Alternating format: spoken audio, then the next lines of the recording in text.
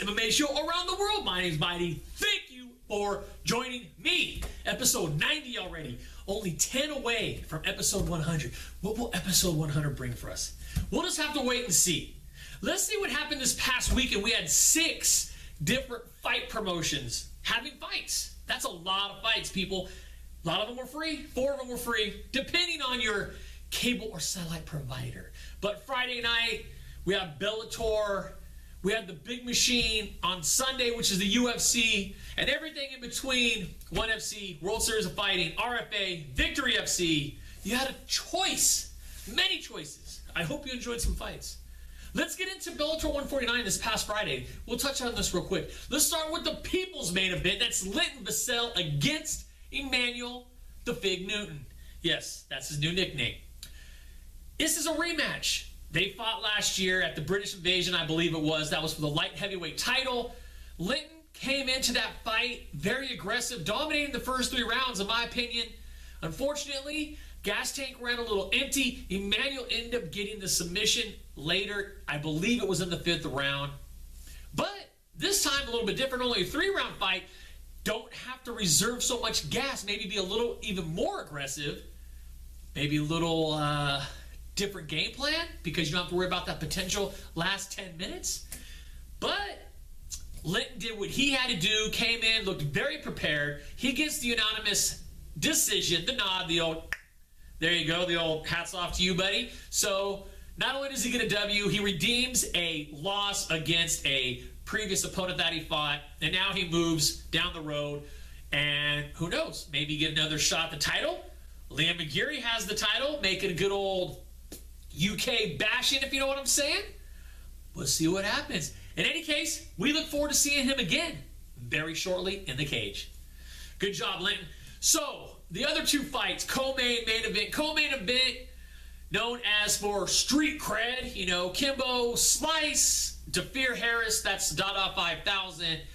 And I had my Kimbo shirt on last week, man. I was like really rooting for him. I mean, yes, Kimbo got the nod. Man, I tell you, Kimbo, if you're watching, listen.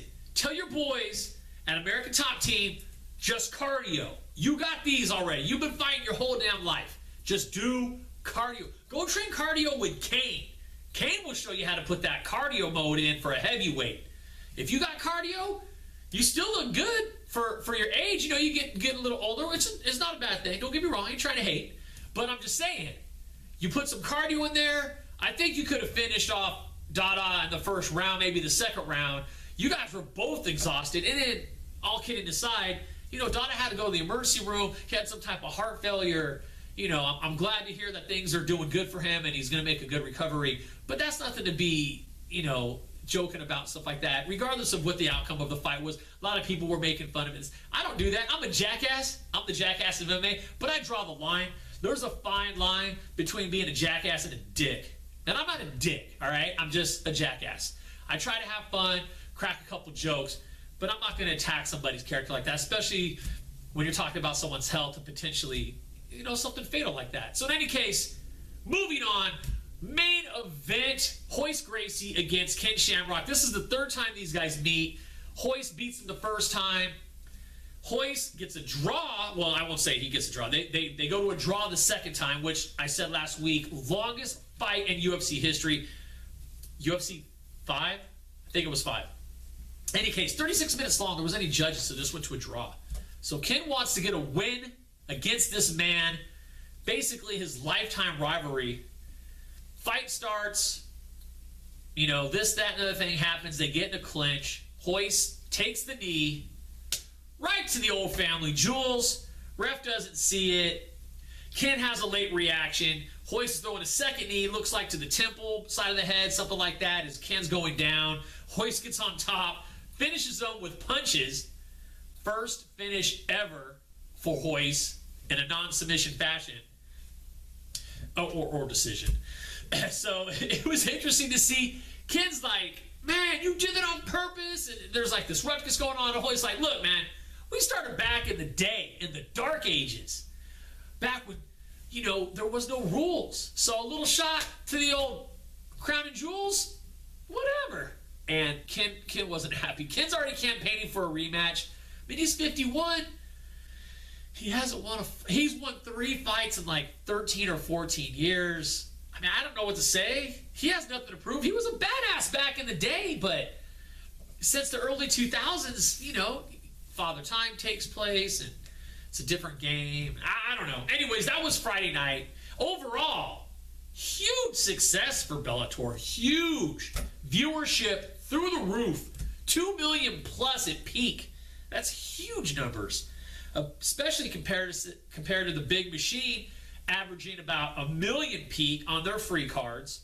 So for Bellator to come in and get over 2, I want to say 2.2 at peak, that is big. So hats off to Scott Coker. Whether you had some circus acts on here or not, there was a lot of legit fights.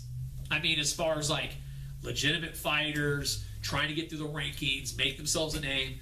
Obviously, Linton and Newton, that was one of those fights. Co-main and main, it is what it is. It's fun.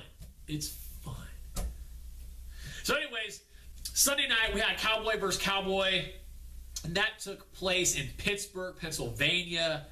And it was nice to see Cowboy come out and just have a good time. He said now that he's having fun again, he won't worry about all the stress and obligations, whatever that may be. Came in, fought this fight at welterweight, looked good at the weigh-ins. Very classy guys, you know. The old hug, handshake, no animosity, no crap talking. And don't get me wrong, I like both. I like the BS talking, and I also like class acts and classiness. I think, you know, if you're just talking smack for no reason, and I don't know, like with McGregor, it's him. That's part of his persona, so I accept it.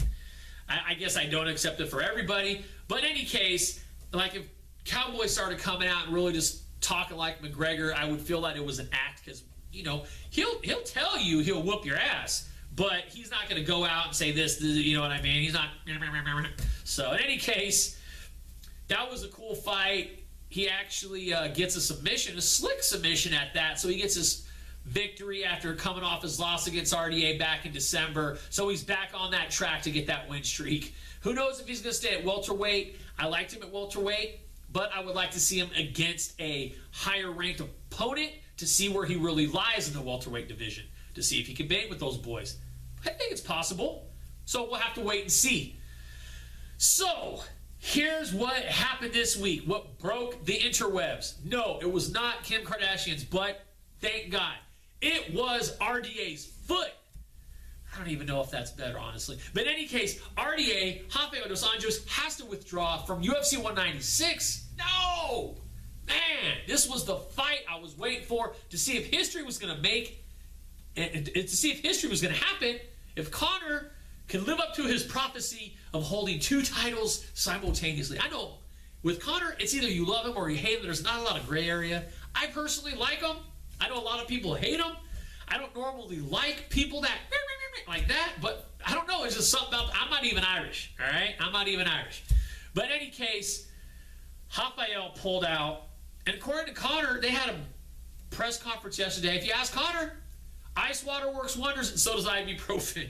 So I don't know about that, but apparently, also according to Conor, RDA broke his foot and his vajayjay on the same day. Damn, that's hurtful right there. They've already got a replacement for RDA, so I don't think this will hurt the numbers. I don't think this is going to hurt the pay-per-view buys at all, honestly. They've got the one, the only, Northern California's 209, Nate Diaz. Fan favorite.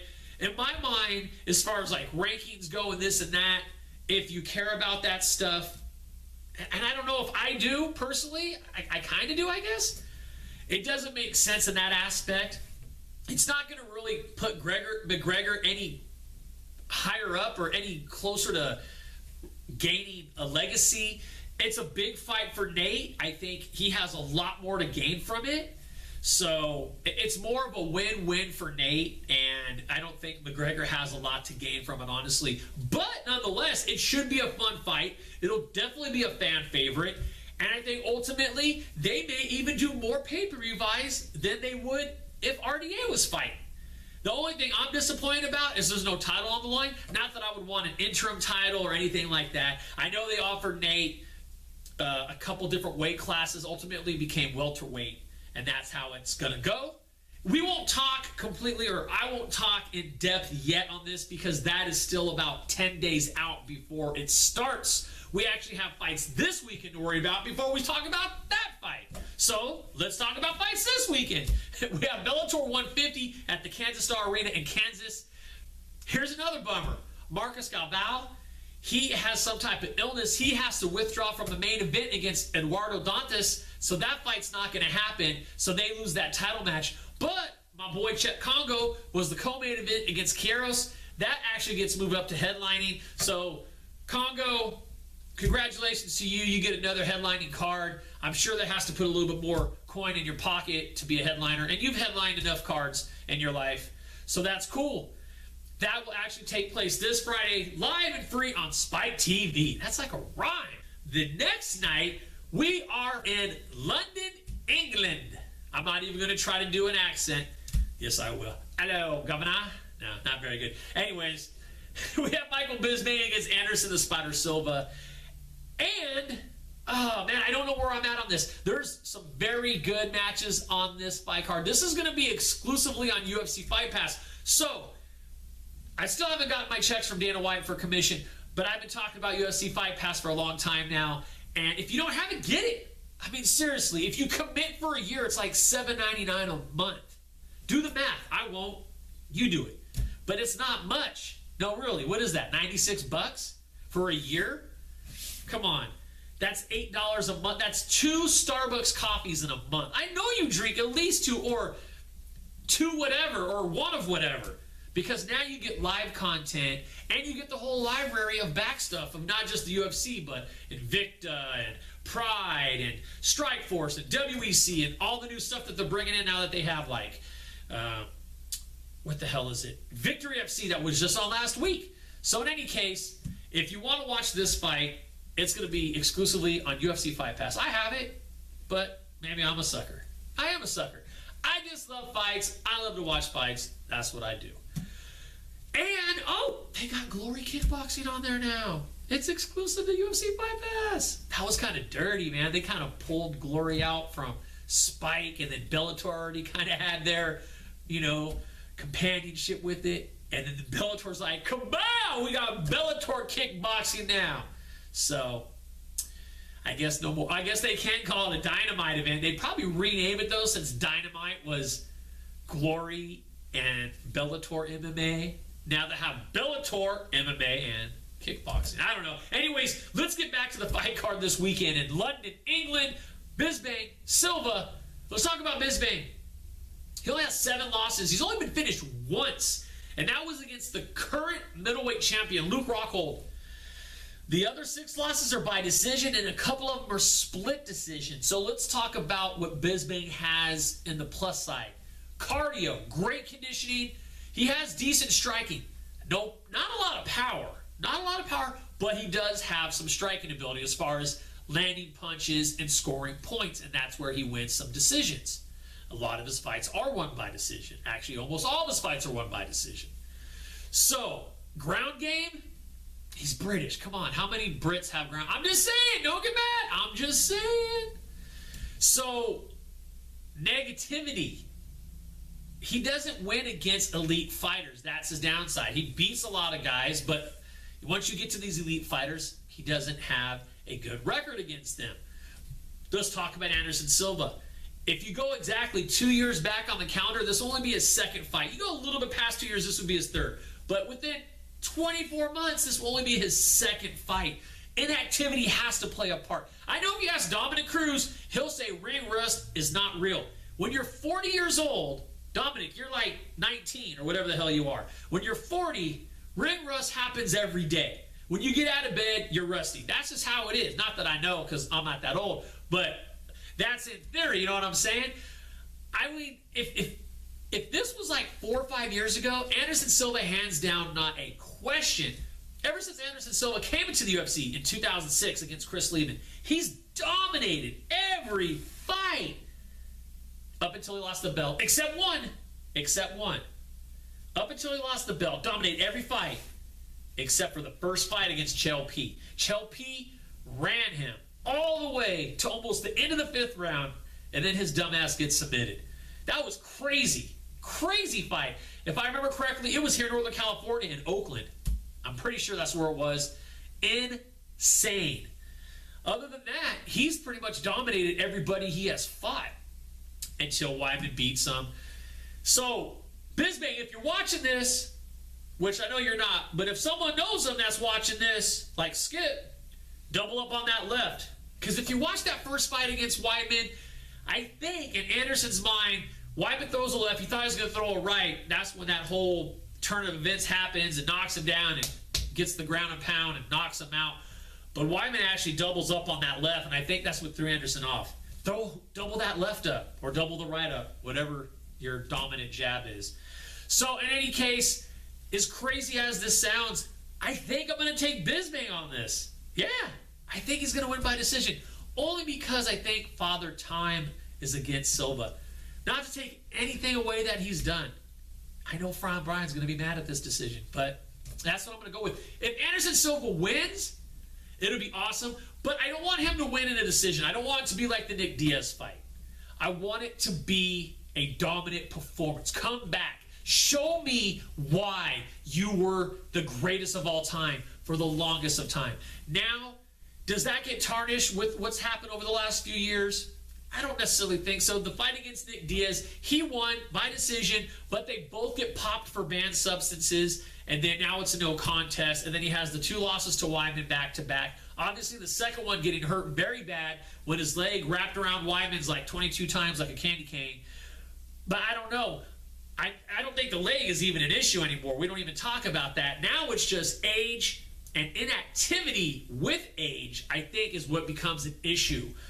He looks good. He doesn't look like a 40-year-old guy. He looks, 30, early 30s, and I'm sure he's training hard, as well as Bisbang. Bisbang's no spring chicken. I mean, he's 36. I don't think he's quite hit that same level of age. When you get to that certain age is when things just, start slowing down. You don't heal as quickly. I think 36, 37 is probably around that time when it starts coming down on the backside of it. So Bisbang should still be fairly fresh. I'm going to go Bisbang decision. Hopefully not controversial. Hopefully it's clean cut, and hopefully they have good judges over there. And as always, thank you so much for watching, and don't forget to subscribe on all platforms of social media. YouTube channel is .com/Morbid Manor, and everything else is at MMA Made Show. Thank you so much for joining me this week. I'll be back next week again. We'll talk about that McGregor fight. Have a great week. Talk to you later. Bye.